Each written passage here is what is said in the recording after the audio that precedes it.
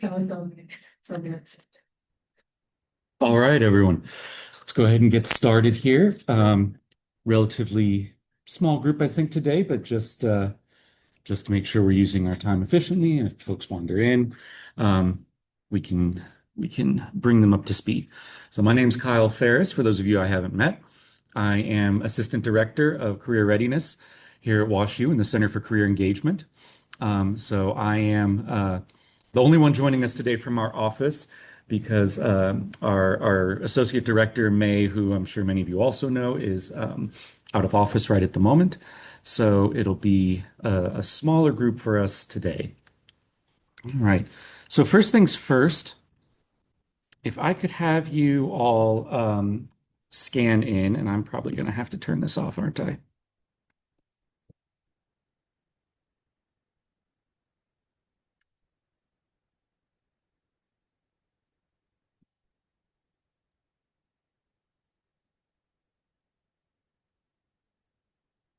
Oops.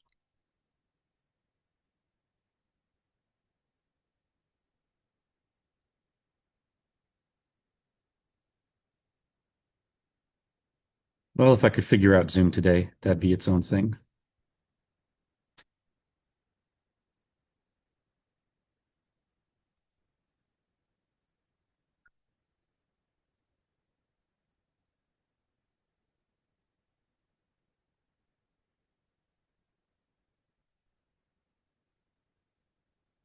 Is that working for everyone so far? Yeah. Okay. All right. We'll bring it up again at the end too if we need it. So we're here today to talk about LinkedIn, all of the ways to get the most out of it. So first things first, our agenda for today, we're going to talk at first about how to build a strong LinkedIn profile, the actual like page that you have on LinkedIn. We'll talk about strategic networking through LinkedIn, using LinkedIn for the job search, and then we'll briefly touch on LinkedIn Learning, and then we'll have a Q&A and wrap everything up. If at any point you have questions, please feel free to raise your hand, ask me to repeat something or clarify, or if something comes up. Uh, Happy to field questions as they come in too. All right, so let's jump in. So building a strong LinkedIn profile. The thing that with LinkedIn is that unless you are, I don't know, influencers or happen to be famous for something else, there's a really good shot that if someone types your name into Google, your LinkedIn is one of, if not the first thing that shows up. And so this is kind of your first impression in a lot of ways. Um, if you've, had a conversation with a potential employer, even before you submitted an application, they might decide to look you up on LinkedIn. So we want to give a good first impression in a few different kinds of ways. The first is going to be your profile photo and your cover image. So your profile photo at this stage in your careers should be a professional headshot. It should be something that is uh, not necessarily like it shouldn't be taken, selfie with an iPhone camera or something along those lines. And when we say professional, we mean framed in a professional way. So you should be smiling and approachable. There should be like a clean background. You should be dressed well in whatever is appropriate for your industry or field. Now, you don't have to go out and pay a ton of money to get a professional looking headshot. My original one that I had before I had got an employer to pay for one was one I took at my apartment. I cleared off a wall that was kind of next to a window, so I had some natural light coming in, and I put on, a suit, and I just kind of I sat. I did the like tilt thing, to make it seem like you have some movement going. And I had someone just take a few photos with a halfway decent camera. So You can do it pretty easily. You can fake one up fairly easily, so you don't need to sink a bunch of money, but it should look decent. It should be something that presents you well. There's also the like background piece. Um, this is one where I have mixed feelings about what people put on there personally. If you're going for kind of a neutral thing, and this is what I've tended to do, I'll usually put just the logo of whatever place I'm working as like the banner behind my photo. So it'll usually be I keep forgetting to do it for my current profile, but it should be like just Wash U's logo. And that's something that can convey your affiliation at the current stage. Once you're at the point where you're on the job market, you might want to switch it to something else, but even then, it's probably still a decent standby for it. Then we have our headline. There is not really a single right way to do the headline for your LinkedIn profile.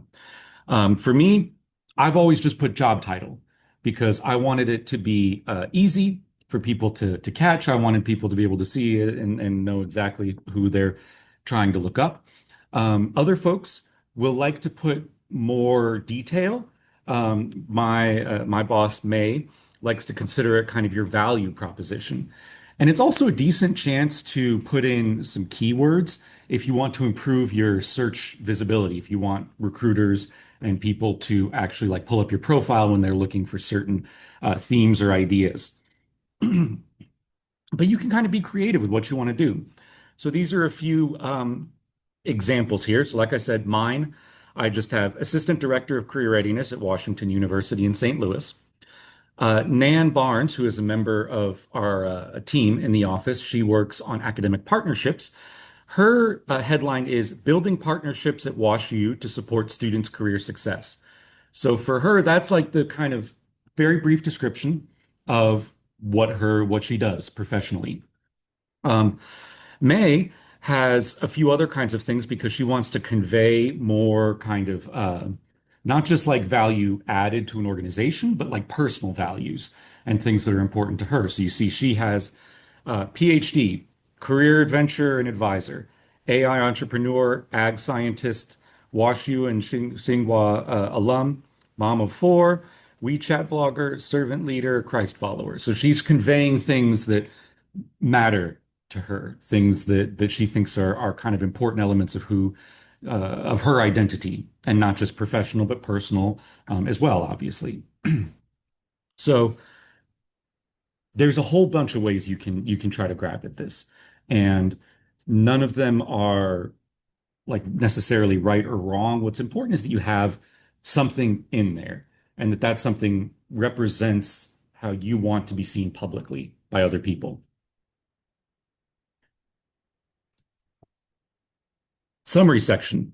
So now we're getting into the actual kind of content. This summary section, um, this is important to distinguish from like a professional summary on a resume because I've seen a lot of people kind of conflate the two a little bit. And this about me section does not need to be like hyper formal. This is not part of a cover letter. It's not part of a resume. This is genuinely something that is meant to help people get to know you a little bit better, understand your experience, your priorities, your background, and get that kind of information on what sort of person you might be like to work with. Thank you so much. I think we have snacks in the back now too, so if anyone gets hungry at any point, feel free to grab snacks. So generally speaking, what you can put as the sort of short guideline for what you put in that About Me section is who you are, what drives you, and what you're seeking.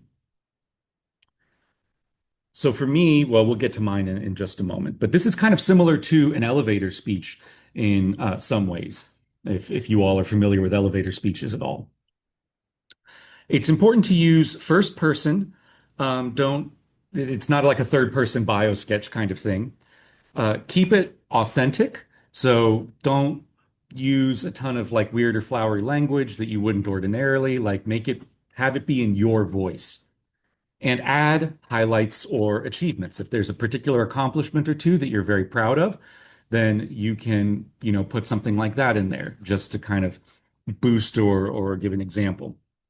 And then some sort of call to action. So this is especially important for you all where you're at as PhDs and postdocs is what is it now that you're using LinkedIn for? So it might be that you're using LinkedIn to search for jobs. And so you might say, I'm open to opportunities in X, Y, and Z. But it may be that you're not necessarily on a job yet, but maybe you're looking for opportunities to expand your research portfolio. And you might say, interested in uh, partnerships or collaborations on such and such topic. Maybe you're looking for an internship. Maybe you are just interested in learning about particular topics. So it's an opportunity to kind of invite the sort of people who you might want to talk with to actually like reach out and connect you. So we'll give a few examples here. So mine, again, relatively simple. I tend to go relatively straightforward with these sorts of things. So my summary is as the Assistant Director of Career Readiness at Washington University in St. Louis, I'm dedicated to fostering inclusive, empowering pathways for students in higher education. I hold a PhD in higher adult and lifelong education from Michigan State University, where my research explored decoloniality and graduate education. My career spanned roles as a student, staff member, instructor, and graduate researcher. I'm committed to making higher education a more welcoming and equitable environment, working to ensure that every student finds a supportive space to achieve their potential. So I'm giving a sense of background, but I'm also giving a sense of professional values, what sorts of things I prioritize. Right now, I'm not as present on LinkedIn. I'm not necessarily looking to expand my network drastically because I have only been here at WashU about a year. And so I'm looking to expand my network in kind of a local sort of setting. So I don't have a call to action on this one because I don't really want to be like super bombarded with LinkedIn stuff right at the moment. But if I were looking for a job or looking for expansion stuff, I might put something like looking for opportunities to collaborate on student success research or something along those lines. This other one here, and I really want to get rid of this.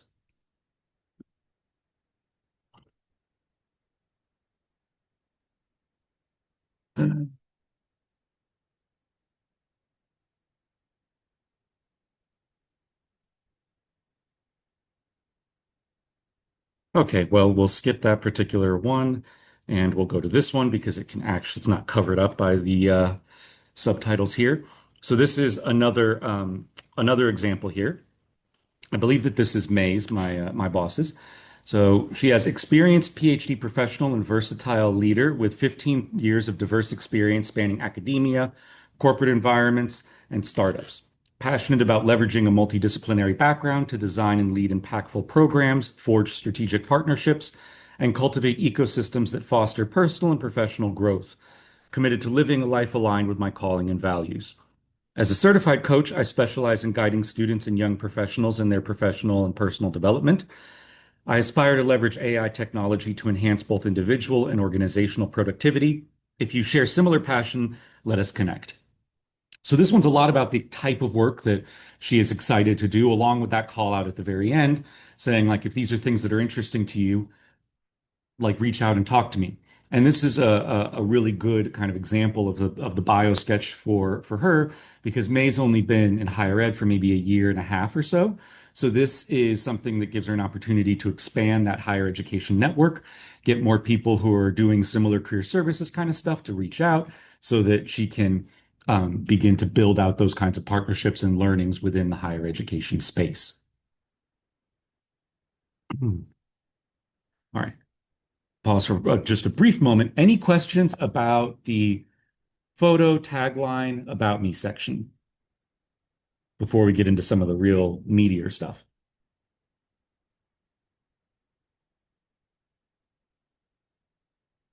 Nope. Okay. So let's talk about experience then. The experience section is, from a practical point of view, the most important section because what you put in the experience section is going to directly impact how the LinkedIn algorithm interacts with you in a lot of ways, and what employers, recruiters, and other folks are going to see, and whether or not your profile is going to pull up when they're attempting to find someone. So, for your experience section, you can format it very much like you do your resume. Use bullet points to describe your impact in your position and your transferable skills. This is something to be fairly comprehensive with. So if any of you have been into CS for like a resume review, will tell you that like too many bullet points under a single entry is very dense when you're looking at it on a resume. We want to keep it a little bit briefer in that format. But in LinkedIn, you can be more expansive. You can list more things because you're casting a wider net on LinkedIn. It's not going to be as directly targeted. And it's not like people are necessarily going to be trying to just skim through. If they're going onto your LinkedIn, ideally they're going to actually like look and try to pick up some important information. Include all relevant experience too. So obviously your research experience is PhDs and postdocs, but include like teaching, include leadership activities. If you have been involved in any student organizations or clubs, put that kind of stuff on there. If you've done volunteer work, community service type of work, if you've had jobs outside of academic spaces, like if you worked at Starbucks when you were in college and undergrad, please put all of that kind of stuff on there because all of your experience is value added. And there's skills that you gain from all of your experiences that you can show off. And in cases where it is relevant, link to external content. So if you are listing publications, put a link to the publications in there. If you worked on a particular project that has a website, link to, that project. Um, I used to, for example, help organize a conference. So I would link to the conference itself, the conference page, so people could see this is like a real thing, not something I just made up. And as part of the experience, we want your skills. We want to show your skills. There's two places on LinkedIn where you can put your skills. The first place is associated with your experiences. So when you fill out an experience section, it's going to ask you to list maybe your top 3 to 5 skills that you gained or practiced as part of that job.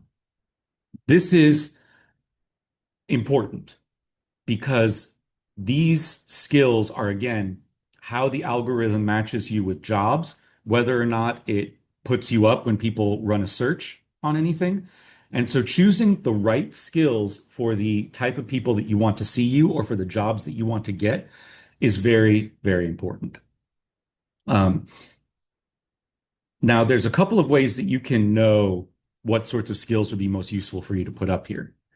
Um, the way I did this, I did that like they do the 1 month free LinkedIn Premium all the time, right? They're always offering that 1 month free. So I did the 1 month free LinkedIn Premium, and I went through job postings that I was interested in, and there was actually an option through LinkedIn Premium where you could ask their AI, like, how well do I match with this job? And it would tell me what skills were a good match and what skills it seemed like I was missing from my profile. And sometimes they were skills that I was like, oh, I absolutely know how to do that, but I forgot to put it on the LinkedIn somewhere. So I was able to then go in to the experience section or to the skills section and add that in. And as a result, the suggestions for jobs that LinkedIn gave me became far more appropriate. And we'll talk more about like how to search on LinkedIn for jobs later on in the presentation. But this is a big part of how it navigates that kind of process. So learn about the jobs that you want, figure out which skills are key for those jobs, and include those as much as possible in the in association with your experience and in the separate skills section. There's just a section where you can have like skills that just give like the different kinds of all the different things that you've done, and you don't have to associate them with a specific job. You can also get endorsements. For your skill sets. So people can endorse you, say like, oh, you're particularly good at this at X, Y, and Z. Um, That's nice if you can like if people do that. But it's not the sort of thing that you need to worry about hugely. Um, it's probably going to be more relevant when you get towards later stages in your career and you've worked with enough people that you're getting a lot of endorsements on particular sorts of things. But early on, it's not something I recommend worrying about too much. But if you ever feel like and you have the time, you could always go in and endorse someone else, a peer or a mentor or advisor, endorse one of their skills, just as kind of that can be a nice little way of indicating that you enjoyed working with someone and a good kind of professional almost gesture. Other sections. So there are a variety of other LinkedIn sections that are often overlooked, but that can be very helpful to include. If you didn't put things like volunteer or community service experience in just the regular experience section, it has its own section where you can throw that in. There's a section for licenses and certifications. Now, this can be very helpful in a couple of different circumstances. One, if you are in a field that requires some kind of professional licensure, this is a great place to display it. So, my field, as a career advisor, I'm generally expected to have some kind of certification, some kind of licensure to practice like career counseling. So, I put my career counseling certification in this section so that people know I have the training to be doing the position. But also, if there are skills that you are really trying to highlight that will be helpful for a job that you're trying to apply to, then you can take like a LinkedIn learning course or even some other like, Coursera or an online brief learning certification. And you can put that in the licenses and certifications to reinforce that that is something that you care about, that you value, and that you're trying to build a skill in. And you can absolutely do your awards and honors as well. Um, if you've received, scholarships, fellowships, if you've gotten any kind of particular awards, and as I said, you can list things like publications, projects that you've worked on. You can list languages that you speak.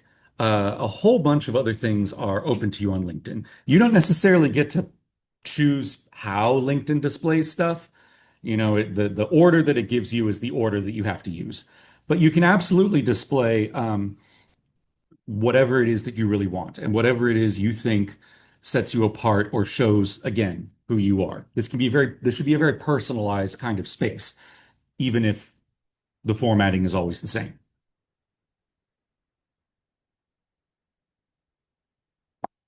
About that. Briefly, we want to give you some tips on settings because LinkedIn has some very particular kind of public privacy settings. So, one, we really encourage setting your profile visibility to on. Um, if it's not set to on, then there's no way for recruiters, employers, and other people to see you, and we have completely negated the point of a LinkedIn profile. It's not like your other social medias, right? Like your Instagram, your TikTok, your Facebook, all of these other things are often better set to private in today's digital age. LinkedIn should be public. However, you can set it to anonymous browsing. So if you don't want people to see that you are looking at their profile, because you probably, if you've played around with LinkedIn at all, you get a little report that says how many profile views you get a week. And if you click on that, some of those folks you can see, some of them you can't. And so if you don't want people to see that you specifically are viewing their profile, you can change that in the visibility settings as well. And that one is very much up to you. Um, that's good if you are kind of maybe looking for jobs a little more discreetly, uh, and you're looking at different kinds of folks, especially if you're like, um, well, for example, I am not looking for another job. I like this job. But if I were, I might be looking for jobs at WashU. And so I might be looking in neighboring offices. So I might be going on to some colleagues in other offices' LinkedIn profiles. Now, if I'm set to public and they see that, there's a chance they might be like, huh, I wonder, like, Kyle looking at this? Is he looking at this job that I posted? And they might, say that to a supervisor or something, and then the supervisor, and it causes drama. So, there's cases where you do want that to be where it is helpful to have that be private. You can also set who's able to see your activity. That's basically whether or not you are currently active on Facebook. Um, you can set that on or off. And you can customize your URL. And we recommend changing your URL to something that includes your name and that has a little bit more of that direct kind of professionalism. And it really helps because if you're putting your LinkedIn on your resume, for example, and it's just a bunch of numbers, it looks a little messy. But if it has like actually your name, then it's just kind of a branding thing that helps make it a little bit more clean.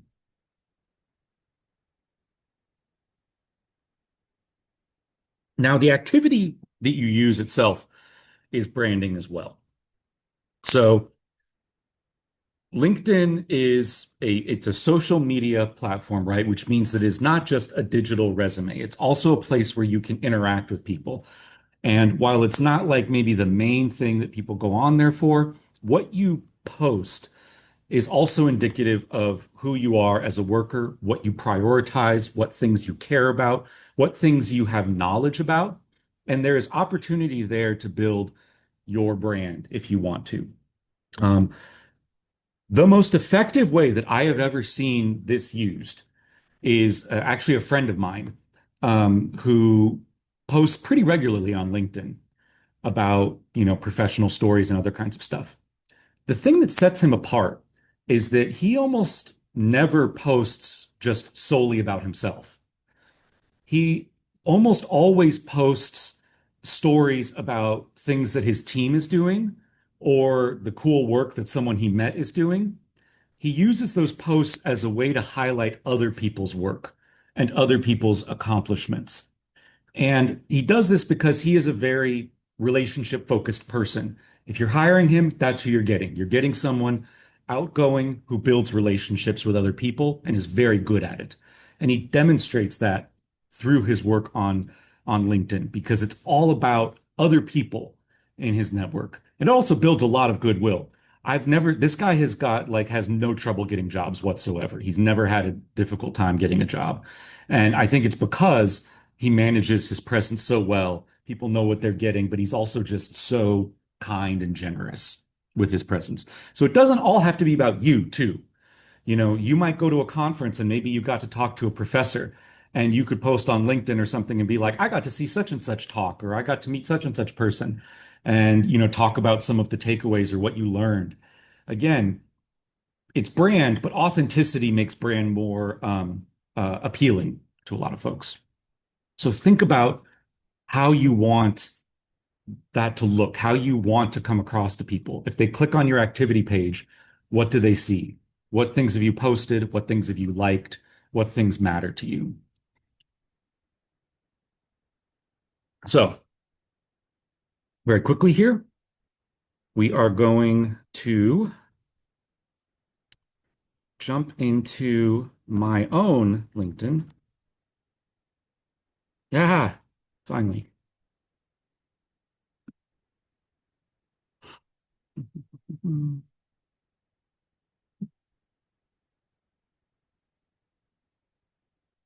Apologies for this. I am recording this for everyone's future benefit.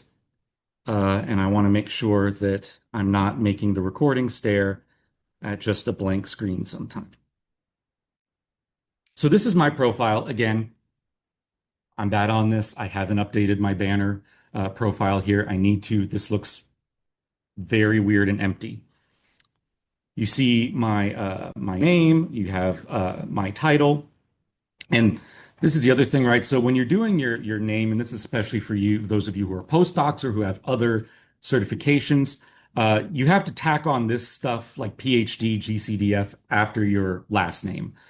So it'll look a little weird when you're first inputting it, but that's how you get it to show up here with those extra like letters and other kinds of things, if those are things that you want to advertise. You can list pronouns if you want to. You can list your particular contact information. Um, I don't know if that's visible publicly like my email or not. I don't think it is. But if you want to have your like email publicly visible so people can reach out to you, you can, but you don't obviously have to. We've got my About Me section here. I try to keep this a little bit shorter so that people don't have to click that See More button on the side. I think that can discourage sometimes, but again, there's not really a right or wrong way on this. You can click on activity. I'll show that in a moment. We have our experience section. I have not filled in my current experience responsibilities because I'm not looking for a job. So it doesn't really matter too much to me how thorough my profile is right at the moment. And I don't want anyone, again, headhunting me or trying to really spend too much time finding me on here. I've got all my experience. I've got my education. I've got my licenses and certifications. I have a couple of projects that I worked on. I have skill sets, my honors and awards, my languages, and my organizations, my professional organizations that I'm a part of. All of these are, again, designed from my perspective to show what my priorities are in a professional kind of space. And uh, if you go into my activity section, you'll see a lot of fairly social justicey kinds of posts. I don't use LinkedIn regularly for that purpose, but when I do, it's usually because I have an axe to grind with something. That's also kind of part of my brand. I want anyone who hires me to know who they're getting. And who they're getting is not necessarily, um,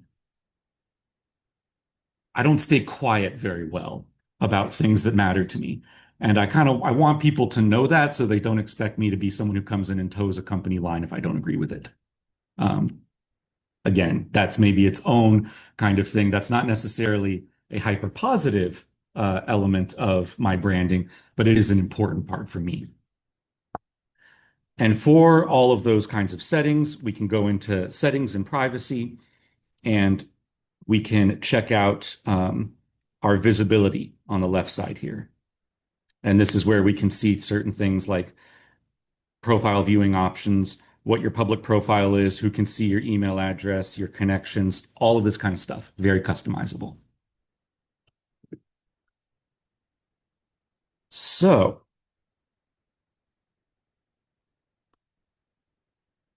that is how we put together our basic kind of profile.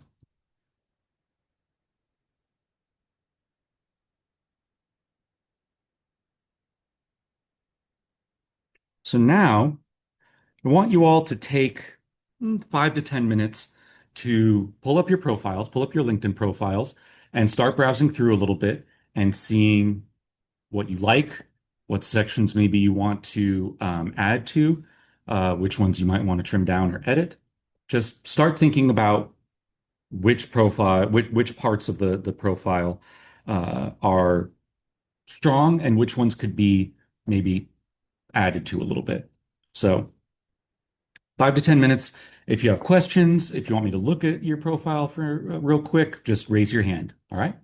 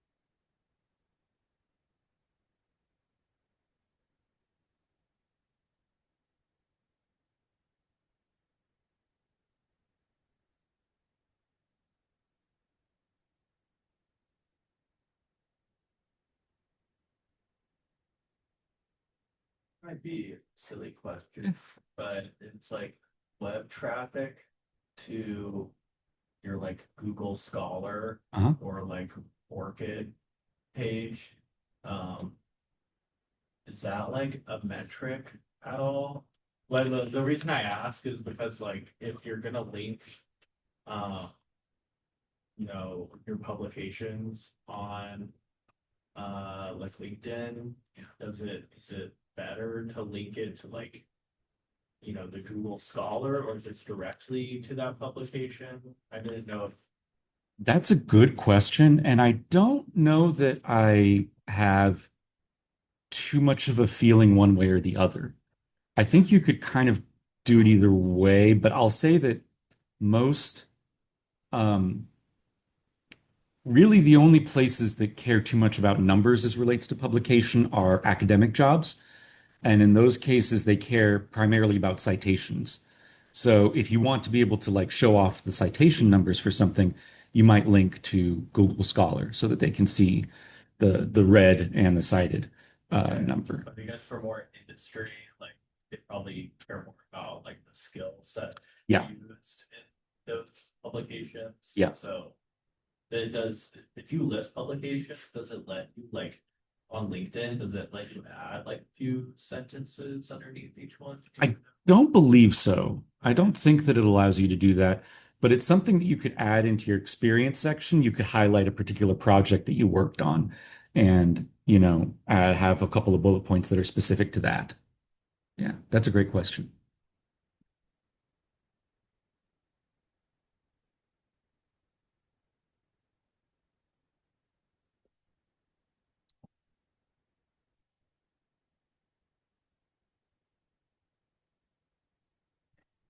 Yeah.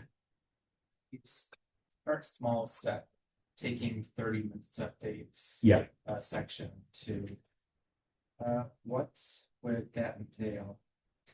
Like especially for if you have a job, you're probably going through like some sort of consistent repetitive work.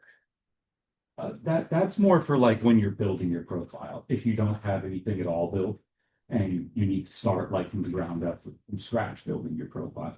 If you've already got something and you feel like it's pretty representative or pretty good, then it's more about maintaining it. And you don't have to do that like on a weekly kind of basis.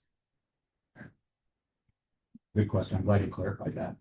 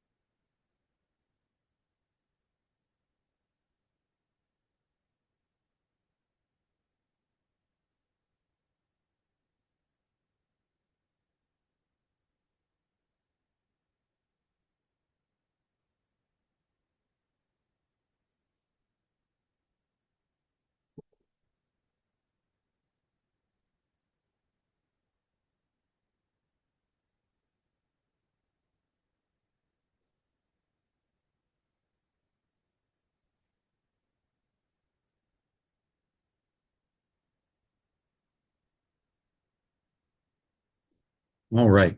Let's wrap up then and keep ourselves moving to the next stage. How are we all doing right now? I know this is not the most thrilling presentation that we have. LinkedIn can be a little bit dry, so hopefully not losing you too much on this here. So let's talk now. That's how your profile is set up, how which sections are important, how to kind of construct for maximum visibility. So let's talk about some of the other functionalities with LinkedIn. First one being strategic networking. So I'm not even gonna like make y'all ask this. At this point, y'all know networking is critical for jobs. Um, at least like 70 to 85% of jobs are filled through some kind of networking or connection. That's the best estimate that we can come up with. So it's a super important part. And LinkedIn is one of the primary spaces where you can really extend your network these days, particularly outside of your local uh, area or region. There's two basic approaches to network expansion if we're talking about LinkedIn. You can kind of go broad or you can go deep. So by broad, I mean send out connections to tons and tons of people, anyone that you have even vaguely associated with, or people you don't know but are doing really cool kinds of stuff.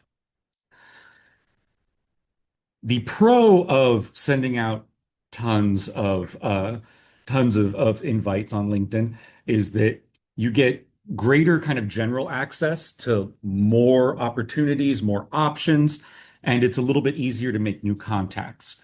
One of the things with LinkedIn, I believe they keep switching this feature, so I keep losing track. But a lot of times you can't see a person's profile unless you have like a mutual connection. So if they're like a second connection is basically how it goes. So if you have lots of connections, you're more likely to have those mutuals with more people. So again, kind of makes the expansion process easier the more you expand. The cons is that it can create a situation with a lack of meaningful interactions, and it can fill up your LinkedIn with a bit of noise. If you accept from just a lot of people, you're going to get some random stuff. Um, I made the mistake at one point of accepting probably a few too many connections, and I ended up having to go on and like mute a bunch of people because I ended up accidentally getting some like LinkedIn influencers who were posting every single day about their thoughts on whatever topic, and it was getting a little repetitive. And I was like, this is not valuable content that I'm getting. So, that's kind of a risk of going broad. Now, if you focus your LinkedIn networking more on like a few specific people, the pro is that you'll develop more meaningful connections. It'll have more depth. It'll have more concrete kind of interactions and opportunities might come from that. But the con is that it requires more time and attention. Um, Real meaningful kind of connection is not just a matter of like I clicked the button to ask someone to connect with me. It involves back and forth, it involves meeting, and that takes time. And it won't always lead somewhere helpful. So there can be a little bit of a sunk cost in trying to go really deep.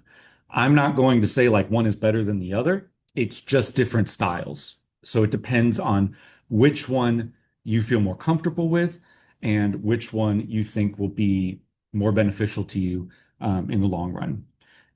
I'll say that I think that the broad kind of LinkedIn networking is most useful if you're in a field that is either relatively small or doesn't participate on LinkedIn a ton. So there are some fields that are all on LinkedIn, and there are some fields that are not actually very much on LinkedIn. And so if there's fields that don't have a huge presence on LinkedIn, then you can kind of go broad, relatively speaking. You can connect with as many of those folks as you can because it might be a slightly more manageable number, and you might be able to tap into a more solid kind of community. Whereas if you are trying to network with folks in a field that is all on LinkedIn, like finance, everyone in finance is on LinkedIn, every single person. And if you try to go broad on that, you will find yourself falling into a rabbit hole you'll never get out of because there's always another person you could connect with. In those cases, it might be better to pick a subset, a smaller slice of folks in the finance area, and let me kind of narrow in and talk to a few people. because we could just get lost all day trying to connect or find everyone. Does that kind of make sense? Again, not a right or wrong, just kind of suggestions on it. So how to find potential connections. My preferred way at this stage, when you all are PhDs and postdocs, is through institutional connection, basically through your alma mater, where you got your PhD and or where you did your postdoc. Because there is this cool tab on WashU's LinkedIn page, and we'll jump onto it in a minute, and I'll show you more thoroughly how to navigate it. There's a little tab that says alumni, and that is everyone on LinkedIn who says that they got some kind of degree at WashU. Right there, you are immediately connected to a huge network of people with whom you have something in common. And that's really helpful for that initial kind of contact because when you're first reaching out to someone and you don't know them at all, you want to try to establish some kind of common ground. And alumni connection is a very solid common ground. People have an attachment to places where they get their degrees, and they will be more inclined to respond to you just purely based off of that component. You're also a little bit more likely with alumni to have mutual connections. So you're more likely to see their pages, and maybe it's someone that you know, and you can ask them to introduce you to this person, because that's also more likely to get you in the door. They're more likely to respond when you have that a friend or an acquaintance in common. So I really, really like going through the WashU alumni. Again, if you got your PhD, your master's, your bachelor's at another university, and for whatever reason you prefer to use that one, that's fine too, because still get plenty of great connections at that place as well. There are also interest-based slash like professional groups on LinkedIn. So it's like Facebook groups, if any of you are on Facebook anymore, but just for LinkedIn. And it's based around specific topic areas or specific professions. Not all of them are super active, and not all of them may have like useful content getting posted in them. But if you join one, now you can see who is in that group. And that can again be a great way to generate at least a preliminary list of people you'd like to connect with. And then organizations and institution pages have the same sort of thing as what WashU does with alumni. So if you go to Bayer, their page on LinkedIn, they're going to have a tab, I forget if it's called like employee or whatever, but basically everyone on LinkedIn who currently or formerly had a job at Bayer will be listed under that. So if there's companies that you know, I would really love to work for this company, that can be a great way to find people who currently work there or have worked there in the past, and you can reach out and get information about how to get your foot in the door at that place. So let's demonstrate.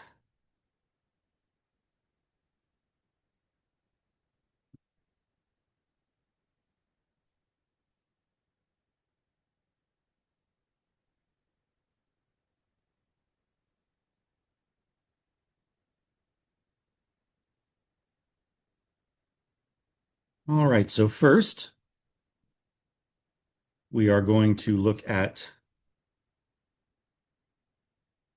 WashU's page. So we go on here, and again, this alumni tab right here.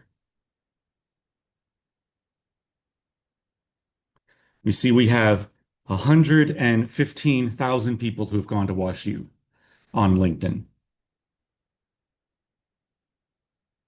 Now, there's a few things that we can do to narrow this down. Obviously, you can't be trying to sort through 115,000 people. We can look at where they work. Great way, again, if there's a particular company that you want to work for, then you can narrow that down by filter. So if you really wanted to work for Google or Amazon, then you can click on that and you can see all of the WashU alum who are working at Google or Amazon. You can look at where they live if there's a particular location that you're really interested in living. I think that's particularly useful if you want to, if you would like to move or work somewhere outside of the United States, because obviously you're going to contact the 30,000 people that live in greater St. Louis area. But odds are if there is a WashU alumni in a place like Sweden, it's probably not too many people at all. And that's a more manageable list of people you could talk to. There's what they do, and this is like broad sectors, and that one that's a little iffy. That can be useful. It can be still a little bit overwhelming. Same with like what they're skilled at. What they studied could be helpful. Again, if you're trying to narrow it down a little bit more by degree, you could type in your own degree. But for those of you in DBBS, there's a lot of alumni in your field, so that can also still be kind of overwhelming. Or you can just search by some kind of keyword. So I'm just going to say biomedical, I'm just going to say biomedical sciences, right? We're going to get a ton of people here.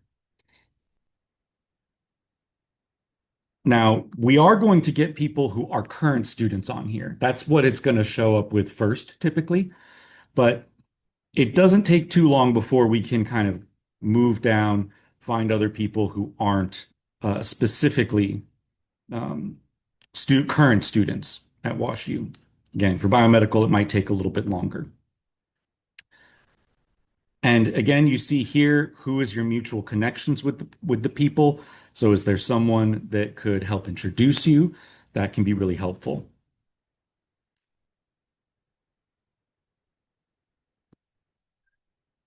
Now for groups, what's a job someone wants? Just shout out a job.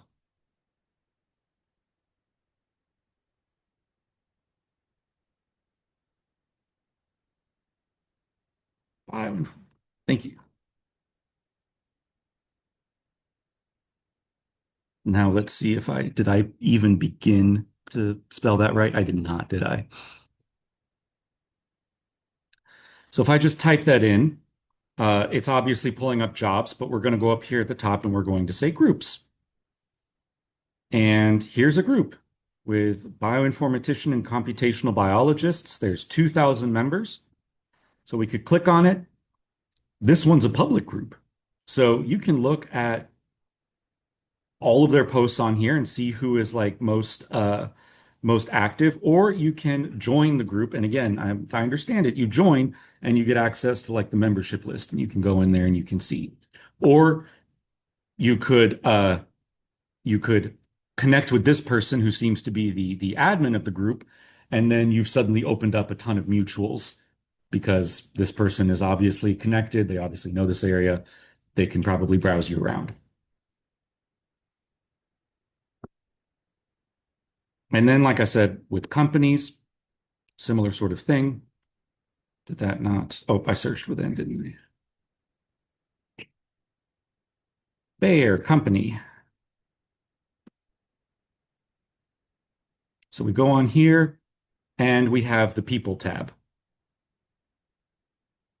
And here's all of our associated members. So anyone who says that they have ever worked at Bayer.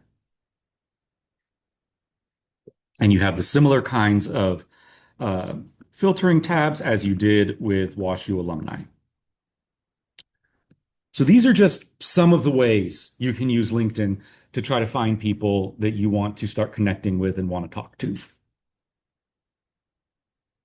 And that is non-exhaustive. There are other ways as well.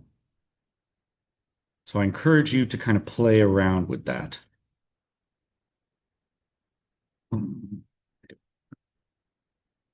Oh wait, no, that's not what I'm doing.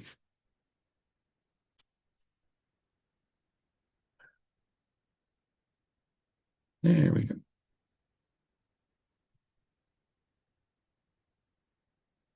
All right. Now you found someone you want to connect with. You have to send some sort of introductory message. I mean, you don't have to, but if you just send a connect without a message, you're less likely to get a response. They're less likely to accept it. Or if they accept it, great, you're connected. What is that? That doesn't really, we haven't started anything. Lots of people accept connections, just whoever sends them. It's better overall to send a message with your request. Now, most connection requests have a 300 character max, which is not a lot. So you're basically tweeting at them. which is difficult. But you can still include the most relevant information. So what I recommend putting in is how you know the person slash how you've met, if it's someone that you met like face to face, why you're reaching out. So what are your shared interests and what you're asking for? Is it like a meeting request? Is it a referral to a job? So on and so forth. So this is an example of just a cold introductory message. Dear so-and-so, I recently came across your profile, post, article here on LinkedIn and was really excited about whatever the topic is. I'd love to learn more about your work on topic. Would you be open to having a quick phone or Zoom discussion? Looking forward to hearing from you. This message is about 222 characters, so you've got about 80 characters to add in some of that information on whatever topic it is that you have in common that you're interested in. Now, if you're following up, if it's someone you met at a conference or a mixer or in some sort of event, you might phrase it as, Dear so-and-so, we recently met at whatever event it is, remind them because they may have met a lot of people. And I really enjoyed getting to talk with you about whatever the thing is. I'd love to continue our conversation and learning more about your work. Would you be open to having a phone or Zoom discussion? Looking forward to hearing from you. So, very short, very to the point, but still conveys everything that you're trying to get across.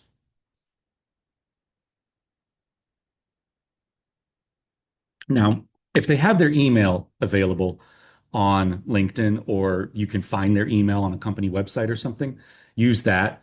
Email is always better, always more likely to get a response than LinkedIn, but lots and lots of people don't have emails available. So this is often going to be the main way that you're going to have to try to reach out to someone that you don't have some sort of prior interaction or connection with. I want to make some notes on networking for academia versus industry.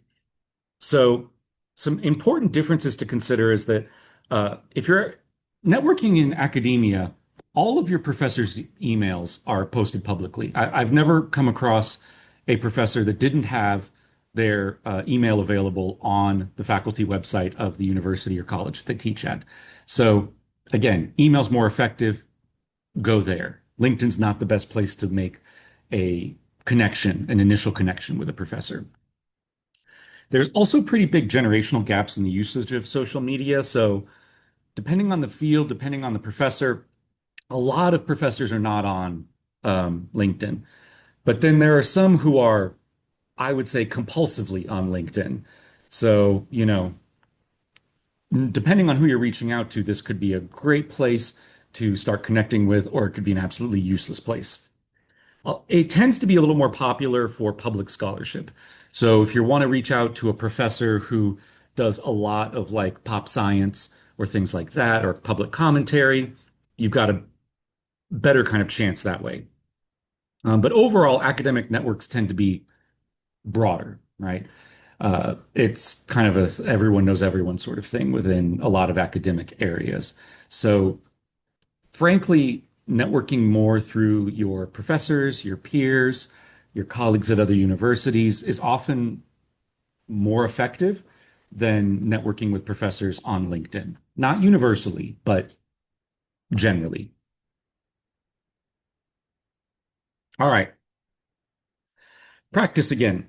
5 minutes, find an alumni on LinkedIn and draft your intro message. And raise your hand if you need help finding someone or need help with the message. All right.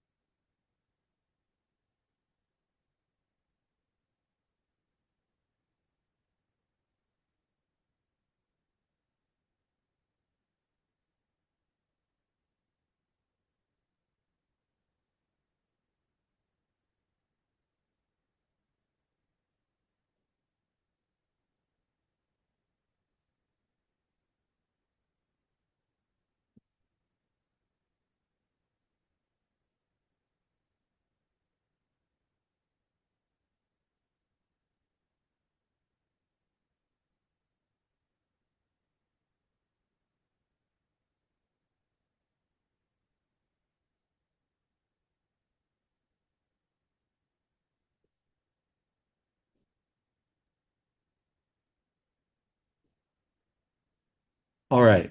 I'm going to keep us moving here because I want to make good use of our time. So, a couple final notes on the networking element of this. One, be strategic. So, focus on important, meaningful connections first and start small. Don't try to connect with everyone at once. It's better to start out with a couple of people who you think would be really great to talk to. And make sure when you are meeting someone in person or online that you send the connection message or a thank you note sooner rather than later. So it's essentially strike while the iron's hot. All right. So let's talk about using LinkedIn for the job search. So by the numbers, 8 people are hired through LinkedIn every minute. So we've been here about an hour. Someone who is more awake than me or has more math skills can do the multiplication on that one. Basically, lots of people do get hired through LinkedIn. There's a few key strategies in optimizing your job search, your searchability. So one, use keywords in the headline, summary, and experience. Again, we talked about kind of the keywords being an important sort of piece.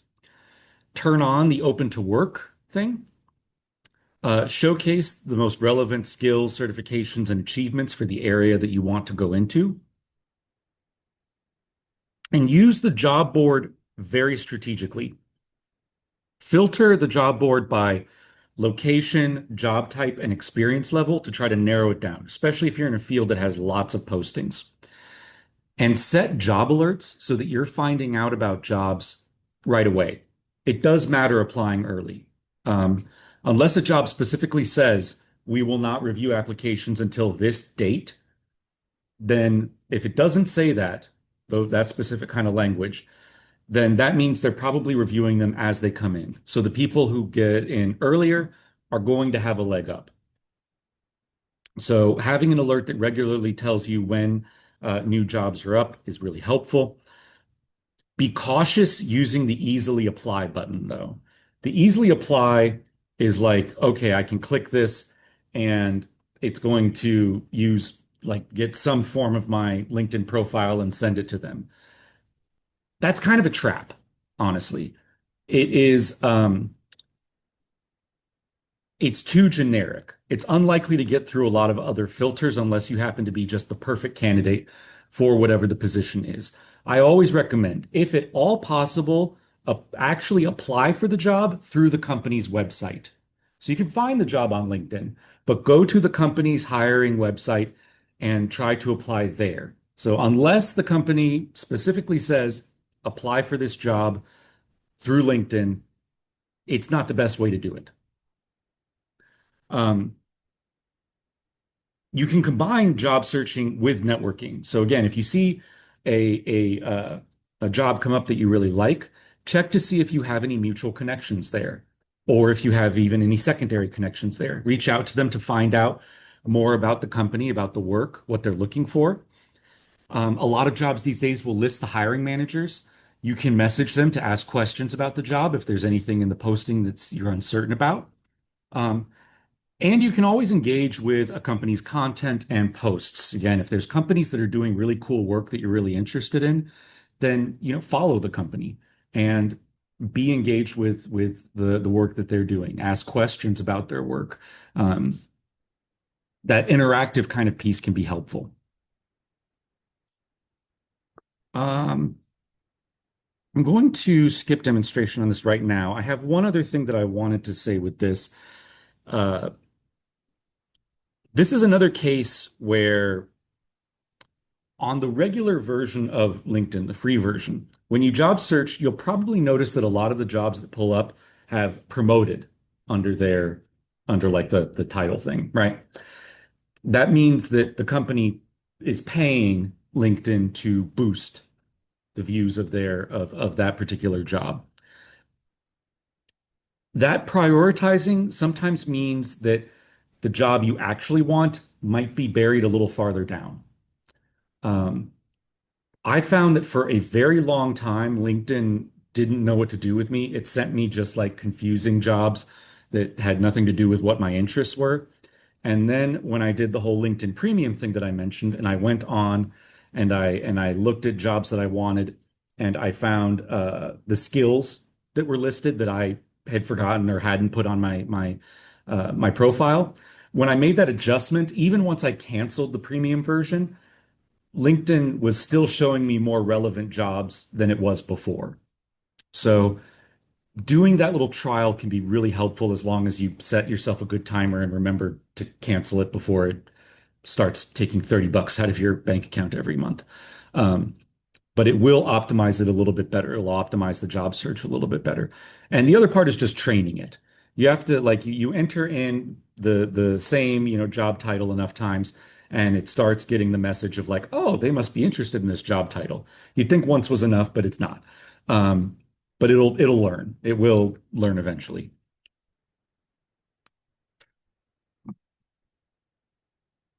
Some other things about academia versus industry when we're considering this. A lot of academic jobs are not posted to LinkedIn. This has entirely to do with whether or not a company's HR thinks that LinkedIn is a worthwhile place to post.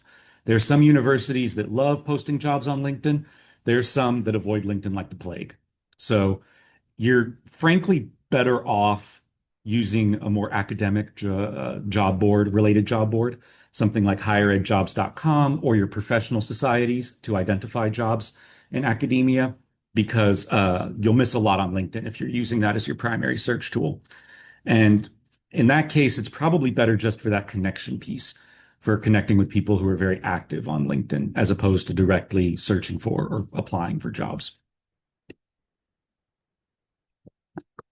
I'm also going to skip that for the moment. I want to talk about leveraging LinkedIn Learning. So LinkedIn Learning is a tool that you all have access to as PhDs and postdocs, and it has tons and tons of free learning resources, free for you because you have access to the account. And you might think, and I found this kind of more prevalent with some people with PhDs, after you've just spent like, I don't know, 5, 6 years or whatever of your life studying a topic, it can feel a little weird to try to go online and take like a 30-minute module. You're like, what use is that? But it can be very useful. There can be great insights out of what you learn on LinkedIn. And again, it can signal your interest in an area. It can signal your desire to continue learning, to improving your skills, particularly if there is a kind of skill in the job areas that you're going for that you really want to be able to demonstrate.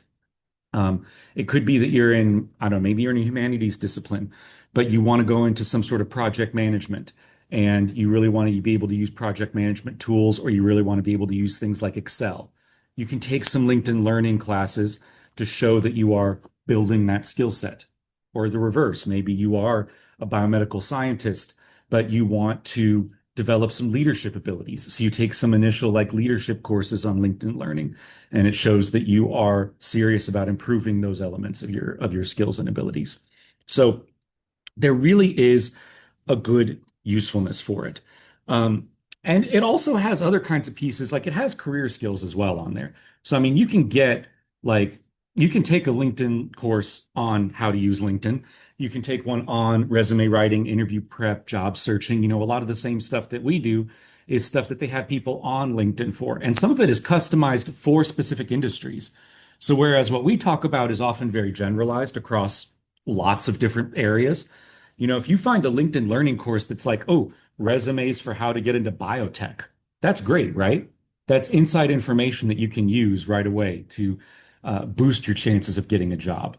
So don't sleep on LinkedIn Learning. There's a lot that's very useful here.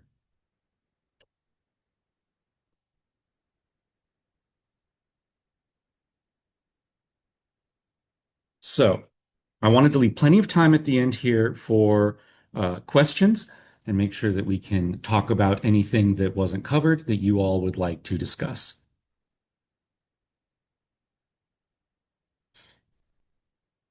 Yes.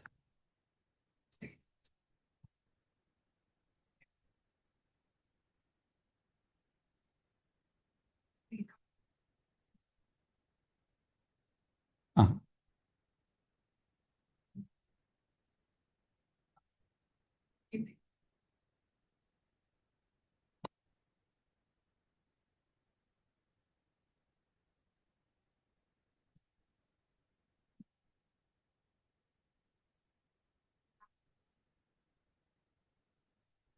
That's a great question.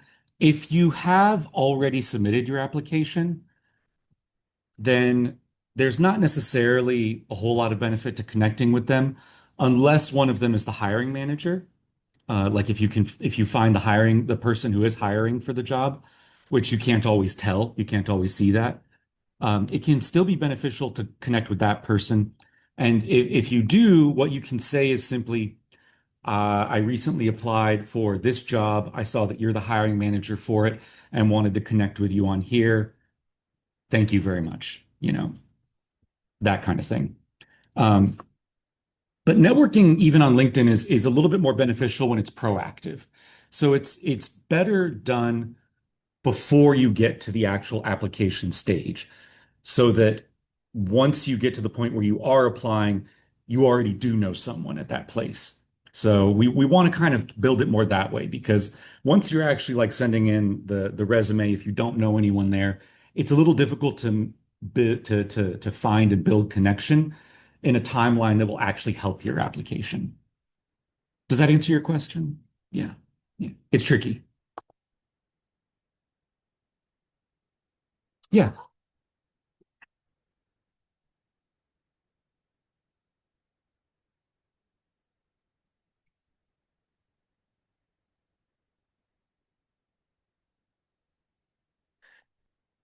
There's no real number. There's not like a minimum or maximum that I would say I would recommend. It kind of depends on your field. Um, but it also depends a little bit on your personality. I have a friend who really wanted to develop some kind of organizational management skills and just took a ton of courses on LinkedIn Learning, like a lot, and would display, most of them. And that, after like the seventh one, I was initially like, okay, this seems like it's getting excessive. But then it kept going and I kind of came back around on it. And I was like, oh no, actually, this person's really committed on this. They really like care about this. So as long as the certifications, I think, are meaningful, tell a story, and actually like relate to your interests and what you're trying to do, then there's not really like a right number. It's just however many are beneficial, how many you found useful. Yeah.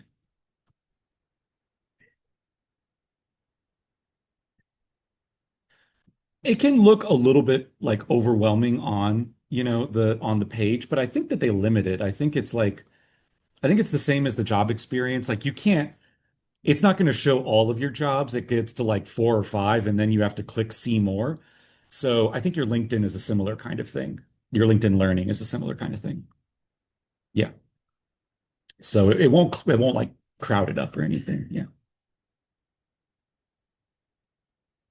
Yeah. That making like personality values is a big part of LinkedIn. But what would you recommend for someone who usually takes a neutral stance on things?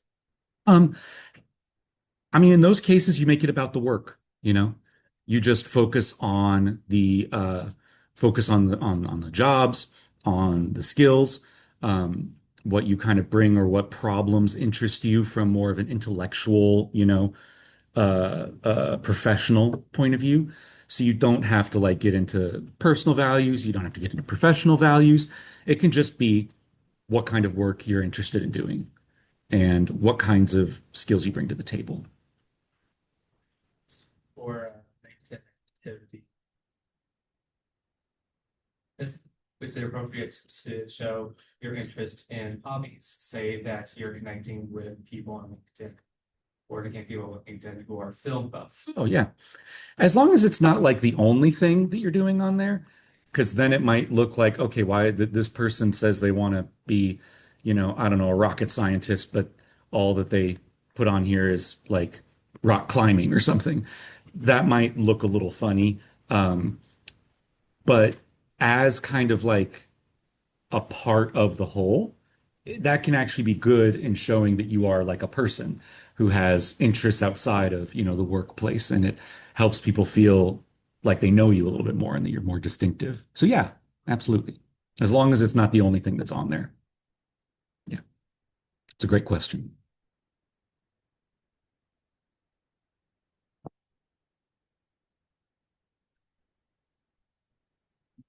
Yes. That's- okay. There is just people that are trying to join, we're not. Yeah. Join.